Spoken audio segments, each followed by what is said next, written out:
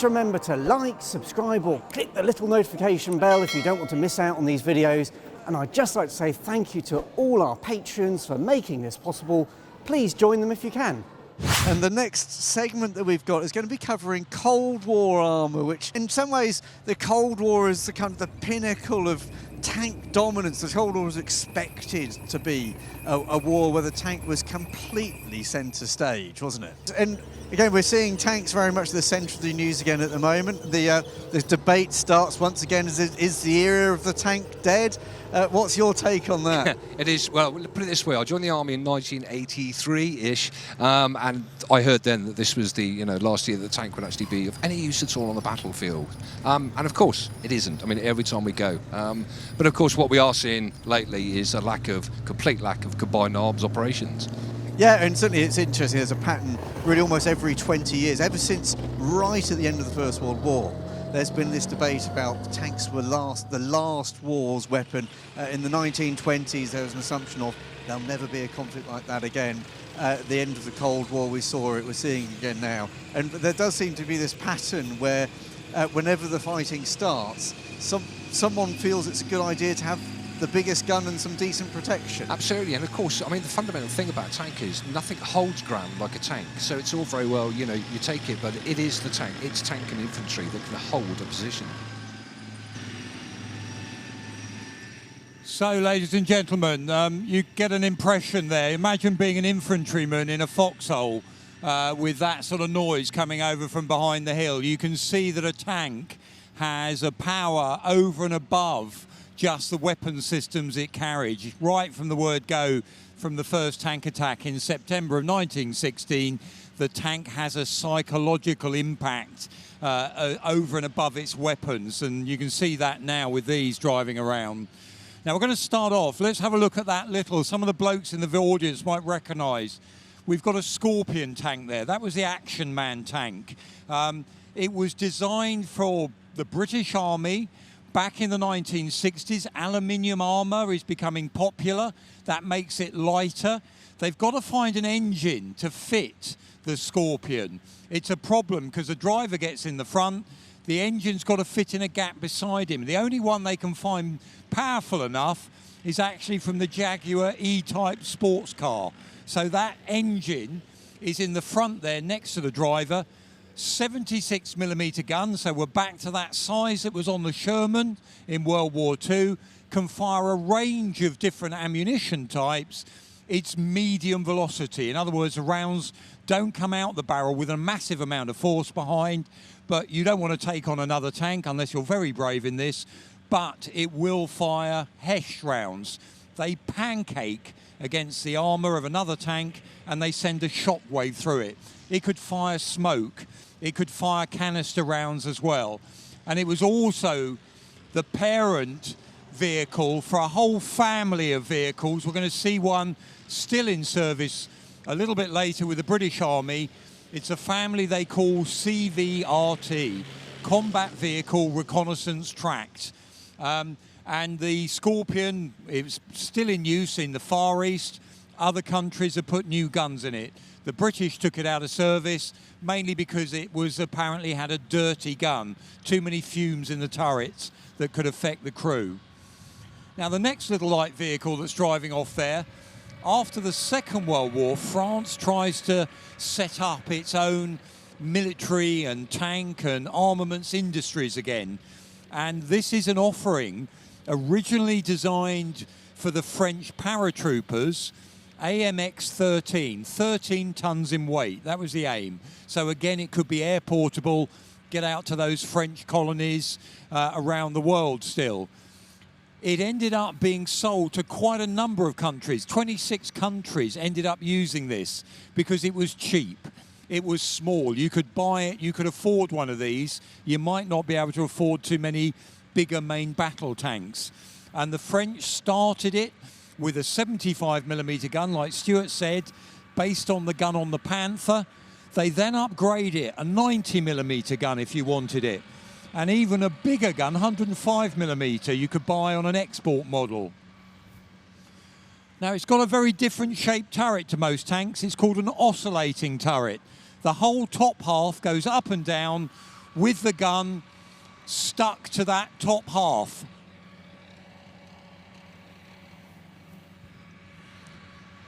And because the gun doesn't move in relation to the top of the roof of the tank, that means you can bolt an auto loader to the roof. And this has actually got 6 cartridges of ammunition for that 90mm gun either side in that turret bustle.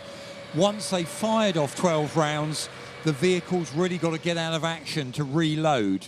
But it's one of those first automatic loading systems in a mass-produced tank. They reckoned they make over 100 different variations, depending on what country you are, what engine you wanted, thickness of armour, ammunition type. So a very popular tank, and is still in service around the world at the moment. Now, just seeing what was going to move next, the Centurion tank.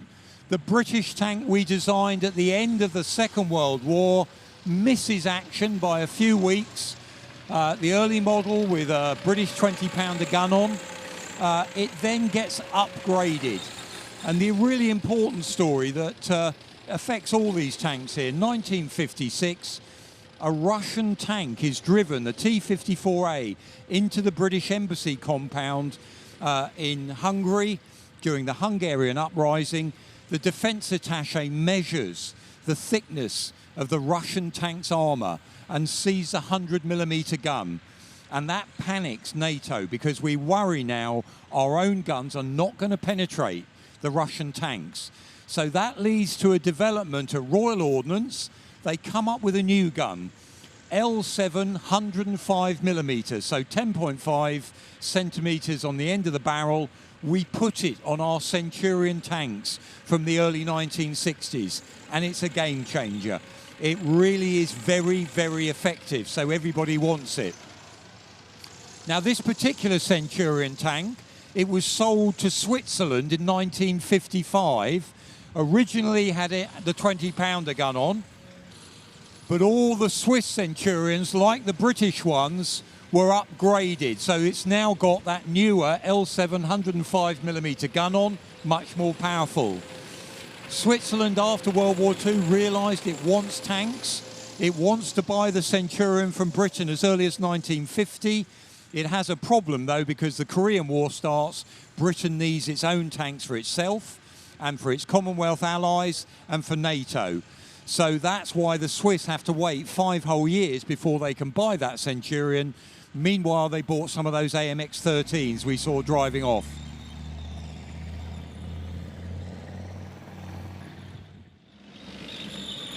Now, NATO, in this Cold War period, Germany, don't forget, is divided between East and West.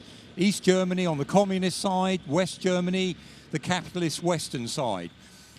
The West Germans are finally allowed in 1955 to reform an army. We want them as part of NATO. Originally, they're given American tanks, but then they start a program, originally with the French, to build a new tank for their army. And this is what comes out.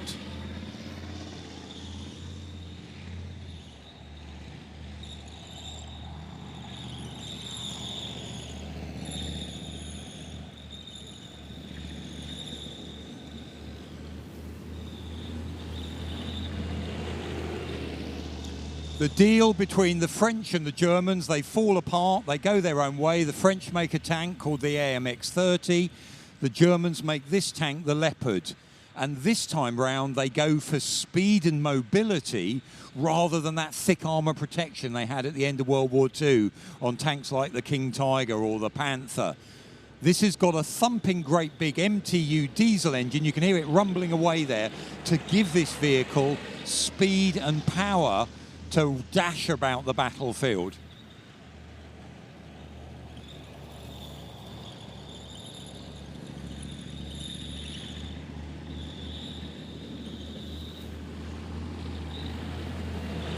And when the Germans decide on a gun, what do they want? They want that British L7 105mm gun. So that's what's actually equipping this tank. Mobile, fast. This particular one that's just driving off there actually came from Canadian forces. They gave us some when they got rid of their tanks in the year 2000. They then went off to Afghanistan to fight. Very quickly realised they dropped a big one and had to go back to the Germans and say, can we buy some more tanks off you, please? So here's the story again. Most countries that get rid of their tanks end up wanting them again. The Netherlands got rid of their Leopard tanks. They're now hiring a battalion of Leopard tanks back from the Germans so they can train with them. So what was the problem? What were we up against? Now, we saw that T-34-85 earlier on. In the war, the Russians had designed a T-44 tank, a frying pan-shaped turret, like on this tank coming on now. Good ballistic shape to hopefully protect the crew inside. They start with a 100mm gun. That's a powerful gun. And they call it the T-54, and they make lots and lots of them. Very quickly, they do an improved model, the T-55. Now, this is where it gets a bit complex, so bear with me here. In 1956, China and Russia pal up. They do a treaty, Sino-Soviet treaty. As part of the deal, Russia gives the plans for tanks to the Chinese and tells them how to build tanks. And this is what the Chinese build. This is actually a copy of a Russian T-54. It's called a Type 59 in Chinese service. And even more confusing, that particular tank has got that British gun on because the Chinese exported it all around the world, and Britain came along with its L7 105mm gun and said, well, if you want to improve your tank, buy our gun and put it on it. And that's the test vehicle that Royal Ordnance did that with. Now, the Americans, meanwhile, after World War II, yet again, they decimate their tank force. They've got one tank division left by 1950. The head of their research department says, tanks are now obsolete, we're not going to need them again, get rid of them all. And then the Korean War kicks off. And of course, then everybody wants tanks again. After the war, the Americans have been upgrading, very simple improvements, M47, M48 tanks, and then they move on to this one, the M60. It's really, they call it the Patton family of tanks. They're very similar looking, they just seem to get bigger all the time. And with the M60, they were going to build a very modern, sophisticated tank. They decided to go for this one because it was much easier to build and much simpler.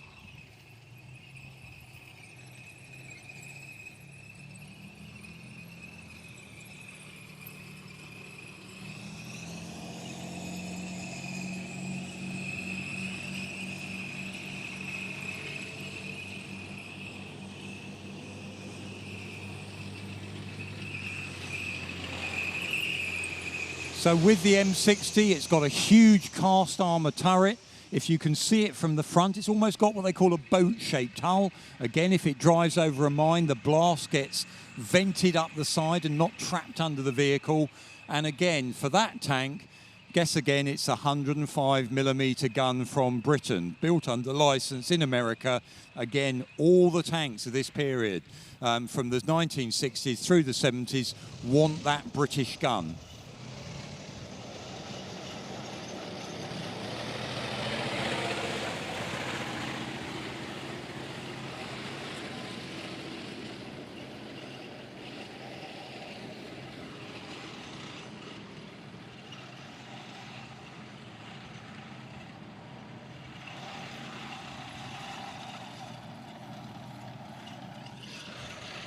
Now, this tank is the T-72.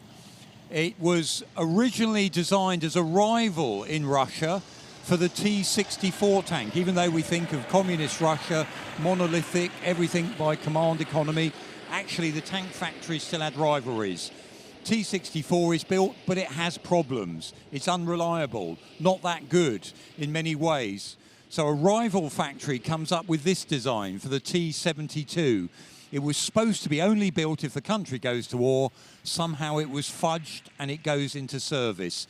125mm gun, very low profile. You look at how low that tank is, less of a target.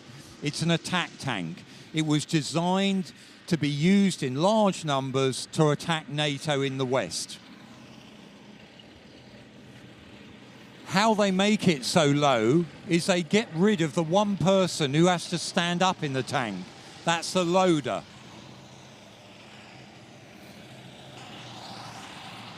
Because the loader has to be able to pick up the rounds of ammunition, put them in the breech of the gun. If you haven't got him, that profile can go down, and that's what they do on the T-72. They have an auto loader. For the first time, you have a carousel. Think of the old Kodak slide projector. It's a round base that drops round. A rammer puts the breech, opens the breech, puts the round in the breech, followed by the explosive charge. And that means that the tank is lower. It also means that ammunition is vulnerable inside the turret. If you're penetrated at all, that means that ammunition can blow up quite easily. Hence what we've been seeing in the Ukraine, with lots of those T-72s blowing up and the turret flying off once they've been penetrated. Now, having a look down the other end, we've got the British Challenger tank. This started life as a tank designed for the Shah of Iran. Britain was building, or hoping to build, a very sophisticated tank. MBT-80 was the project name. Meanwhile, in the background, the Shah of Iran came to Britain and said, I'm going to buy a series of tanks from you, this one of which they call it FV4030/3. Now, the Shah gets deposed in 1976, and the British Army takes over the programme of taking on this tank. There was some improvements, and it becomes the Challenger.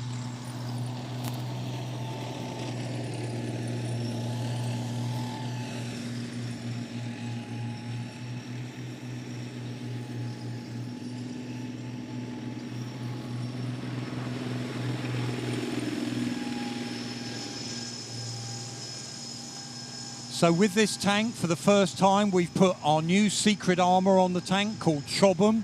It's a laminate armour. It can't be bent, and that's why Challenger 1 and then later Challenger 2 have got these flat, faceted surfaces. Challenger 1, the same gun really that was on the Chieftain tank beforehand, 120mm, very good, very accurate, but now we've got more mobility than the Chieftain generation, much more power in the back, with over 1,000 horsepower on this engine.